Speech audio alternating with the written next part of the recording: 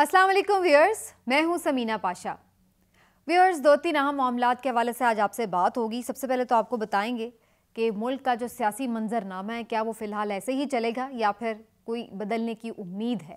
Establishment से क्या बड़ा मुतालबा कर दिया है पीटीआई ने, इसके ऊपर आपसे बात करेंगे। इसके साथ साथ आपको बताएंगे कि हुकूमत के लिए 100 प्याज और 100 जूते खाने वाली जो बात थी, वो मैंने काफ़ी अर्सा पहले अपने एक वीलॉग में कही थी, और लग रहा है कि वो टाइम अब शुरू हो गया है कि 100 प्याज हुकूमत खा चुकी है और अब खुदा न खास्ता कोई जूते खाने की बारी जो है वो शुरू होने वाली है। क्योंकि अब हम देख रहे हैं कि पै दर पे जो मुख्तलिफ रहनुमा हैं, जूते उनको पड़ना शुरू हो गए हैं। क्या ये कहानी है, इसके ऊपर भी आपको बताएंगे।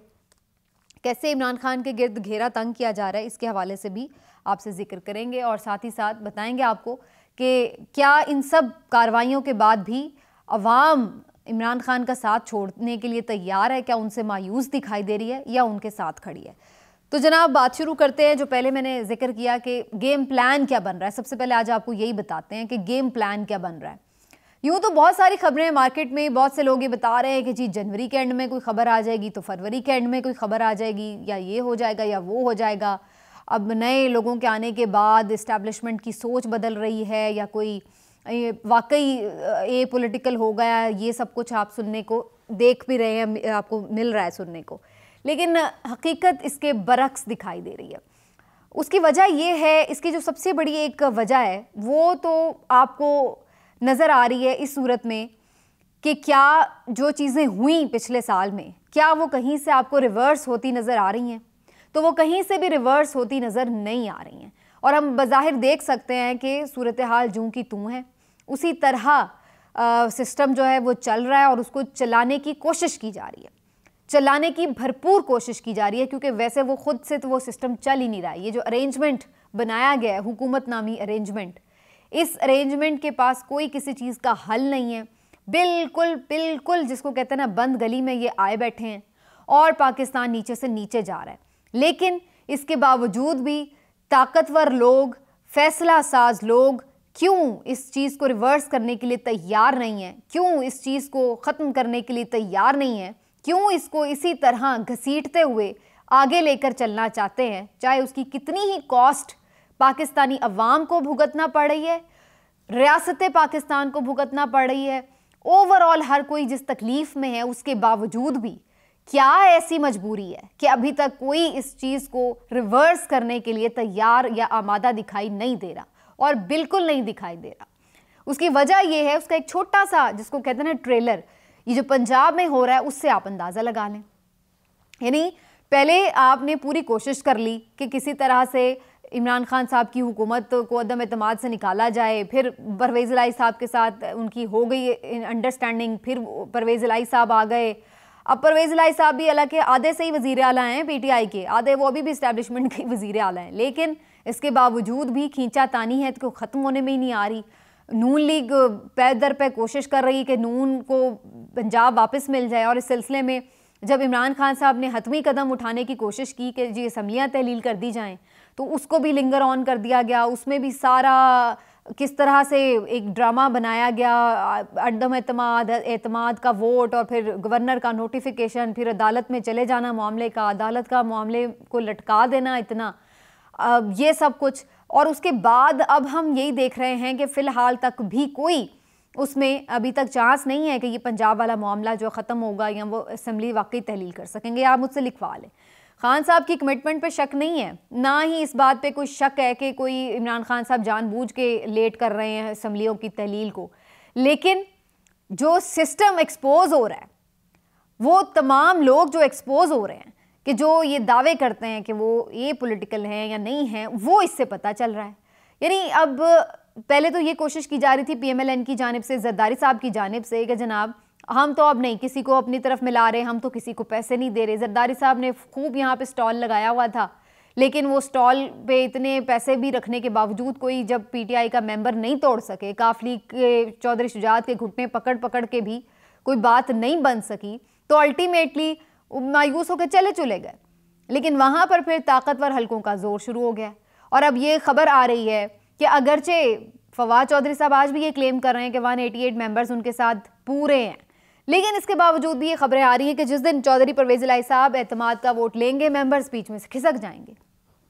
वो मेंबर्स कहाँ होंगे, उनको कौन ले जाएगा, वो किधर गायब हो जाएंगे, कौन सी सुलेमानी टोपी उन्होंने पहन ली है। ये कोई ढकी छुपी बात है पाकिस्तानी सियासत में, सबको मालूम है कि उन्हें कौन गायब कर देगा, कौन है जो दबाव बढ़ा रहा है। ना सिर्फ ये कि MPAs के ऊपर रोज़ की बुनियाद पर खान साहब भी ये बात कर रहे हैं, MPAs भी निकल कर अब सामने आ रहे हैं कि जनाब हमें कॉल्स आ रही हैं।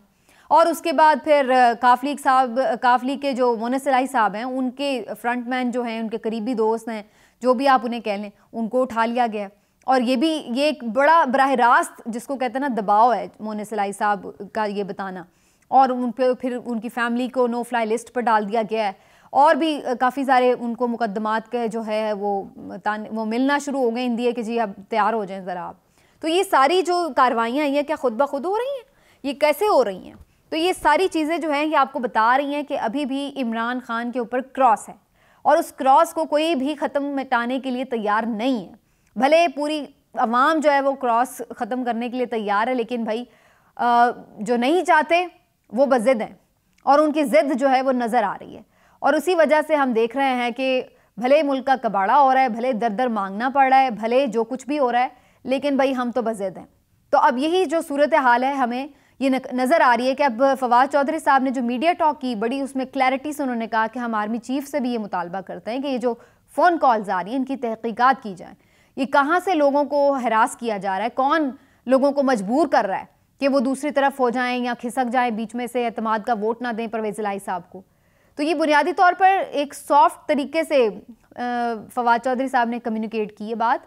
बज़ाहिर बात सिर्फ इतनी नहीं है कि वो कुछ तहकीकात का मुतालबा कर रहे हैं, वो तो सीधा सीधा ये बात कह रहे हैं कि भाई उधर से आ रही हैं, कौन करवा रहा है? कोई ऐसा हो सकता है कि निचले लेवल पर कोई खुद अपनी मर्जी से कर ले? तो ये एक बड़ी डायरेक्ट बातें हैं जो कि अब इतनी कोई ढकी छुपी नहीं रहेगी पाकिस्तानी सियासत में। लेकिन बहरहाल जनाब, मुल्क का जो भी हो रहा है वो तो आप देख ही रहे हैं, और ये सारा कुछ जो इस पे तनकीद है वो सिर्फ इस्टेब्लिशमेंट पे नहीं आएगी, वो इस पूरे अरेंजमेंट के ऊपर आएगी। उनको भी अवाम की नफरत का, गम गुस्से का सामना करना पड़ेगा, और वो करना शुरू हो चुके हैं। हमने उस दिन देखा खालिद मकबूल सिद्दीकी साहब और कामरान टिसोरी साहब जो थे वो गुफ्तगू कर रहे थे, मीडिया टॉक कर रहे थे, और उसमें जनाब किसी ने जूता उछाल दिया। मालूम नहीं कि खालिद मकबूल सिद्दीकी उसका निशाना थे या कामरान टिसोरी साहब, दोनों को ही शुक्र है कि जूता नहीं लगा, लेकिन जूता फेंका गया।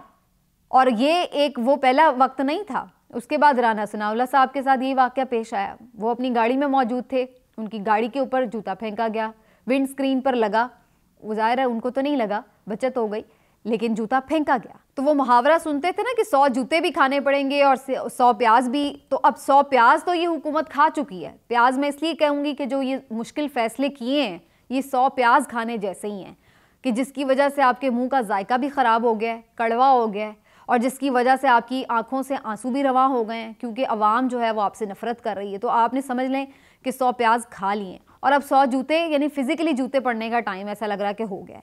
मैं यहाँ पे क्लियर कर दूं कि मैं इस ट्रेंड को कोई हौसला अफजा ट्रेंड नहीं समझती, हम इसको डिस्करेज करते हैं।